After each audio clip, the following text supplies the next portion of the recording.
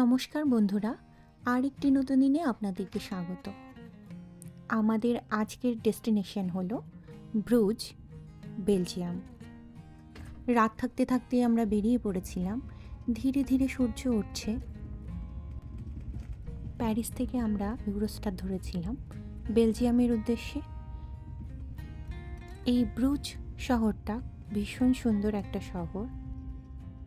Brugge শহরটা সত্যিই পছন্দ হয়েছে। সাজানো গোছানো ছোট্ট একটা সুন্দর শহর। আমরা ব্রাসেলসেও গেছিলাম। ব্রাসেলস দেখানোর আগে ব্রুজটা আমি একটু দেখিয়ে নেব।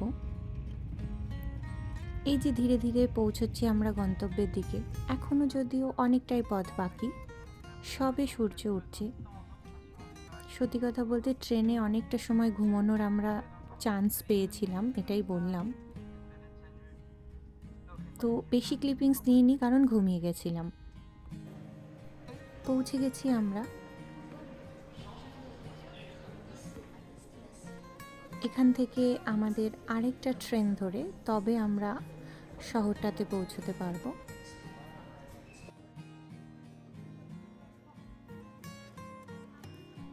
এই যে নেক্সট স্টেশনে চলে এসেছি, এখান থেকেই আমরা ব্রুজের জন্য ট্রেন ধরবো।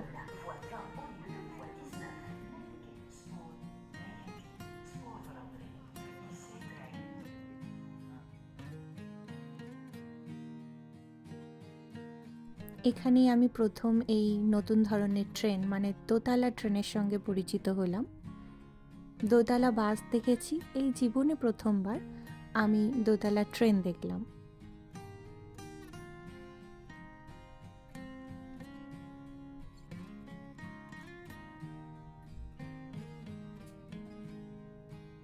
এই ট্রেনগুলোতে আমি একটাই জিনিস দেখেছি যে আমাদের যেমন লন্ডনে কোনো একটা জায়গায় ডাস্টবিন থাকে, কিন্তু এখানে দেখলাম প্রত্যেকটা সিটের সঙ্গে সঙ্গে ডাস্টবিন রয়েছে।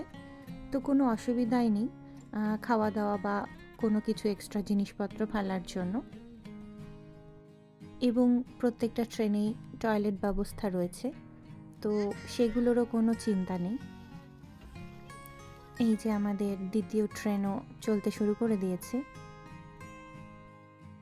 টয়লেটের প্রসঙ্গেতে একটা কথা বলবো, এই ট্রেনের যে টয়লেট এগুলো ছাড়া বেলজিয়ামের আমি যে কোনো জায়গাতেই পাবলিক যে টয়লেটগুলো, যেমন স্টেশনের টয়লেট বা বিভিন্ন জায়গার পাবলিক টয়লেট, সেগুলো কিন্তু ফ্রি নয়। আমাদের এই দেশে যেমন ফ্রি এবং সব জায়গাতেই আমি ফ্রি দেখি মোটামুটি, কিন্তু বেলজিয়ামে কিন্তু টাকা দিয়ে বিল করে তবে সবগুলো ইউজ করতে হয়। এই যে পৌঁছে গেছি গন্তব্যে। ব্রুজ শহরটা সত্যি ভীষণ সুন্দর একটা শহর। এই প্রসঙ্গে আমি বলি, এখানেই কিন্তু আমাদের পিকে মুভিটার শুটিং হয়েছিল। আর এখানেই সুশান্ত সিং রাজপুত আর অনুষ্কা শর্মার যে 4 কদম গানটা, সেই গানটার অনেকটাই এখানেই শুটিং হয়েছিল। অনেকটা বলতে কি পুরোটাই এখানে শুটিং হয়েছিল। এই যে এখানকার রাস্তাঘাট শুধু এইটুকুনি জায়গা জুড়ে নয়, পুরোটাই আমি এই সেম এরকমই রাস্তা আমার চোখে পড়েছে। এবং প্রত্যেকটা রাস্তা ভীষণ ক্লিন, বাড়িঘরগুলো ভীষণ সাজানো গোছানো।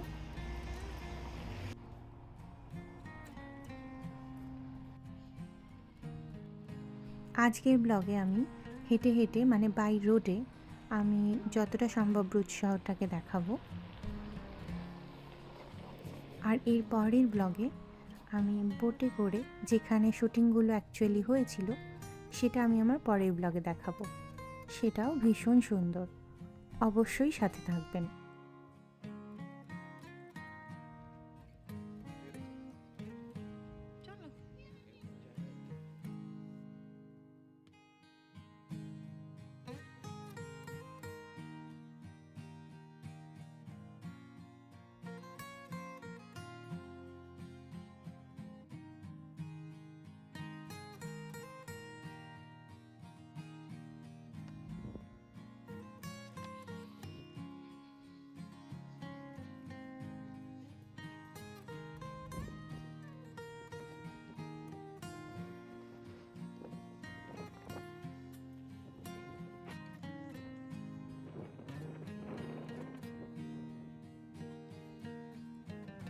এখানে কিন্তু ঘোড়ায় টানা গাড়ির প্রচুর প্রচলন আছে।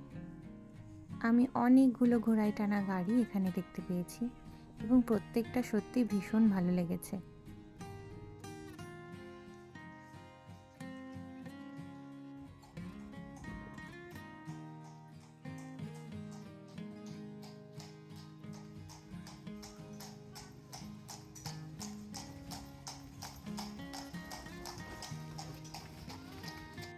আশা করি মোটামুটি সবারই জানা আছে বেলজিয়াম চকলেটের জন্য ভীষণ বিখ্যাত।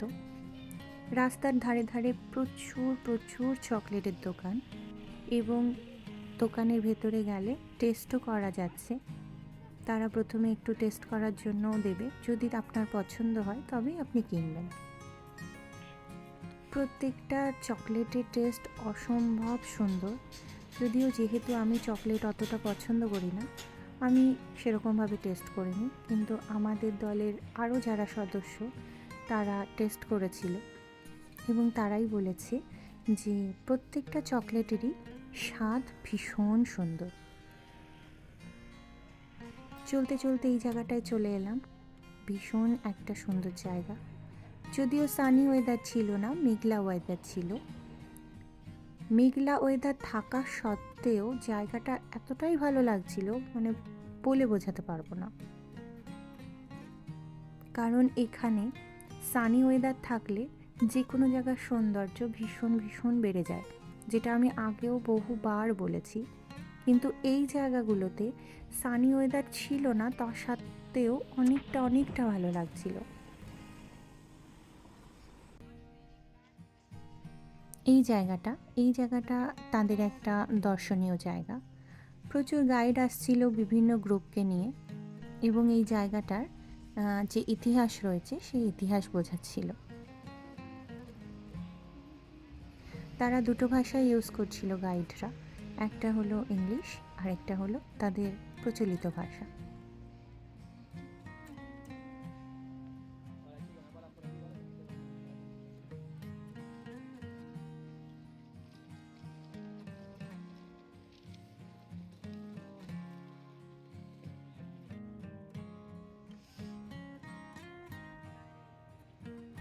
এই যে রাস্তার ধারে ধারে প্রচুর রকমের বিভিন্ন রকমের শেপের, বিভিন্ন রকমের দেখতে প্রচুর রকমের চকলেট আমি বেলজিয়ামে দেখেছি।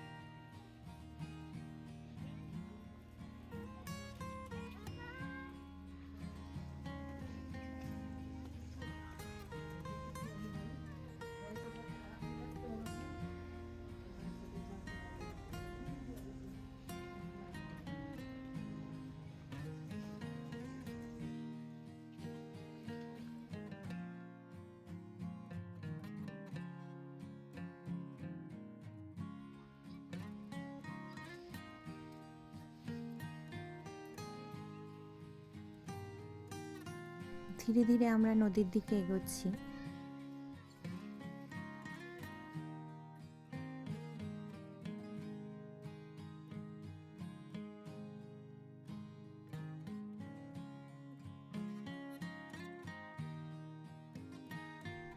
এই যে নদীর কাছে পৌঁছে গেছি, এখান থেকে আমরা বোট ধরবো আর বোটে করেই আমি বাকিটা অংশ আমি দেখাবো। আমি সেটা নেক্সট ব্লগে দেখাবো। আর আজকের ব্লগটা আমি এখানে শেষ করছি। আশা করছি ভালো লেগেছে। আমি বেলজিয়ামের আরও অনেক অংশ তুলে ধরবো এবং প্যারিসেরও অনেক কিছু এখনও বাকি রয়েছে। তো অবশ্যই সাথে থাকবে, পাশে থাকবেন। Thank you so much.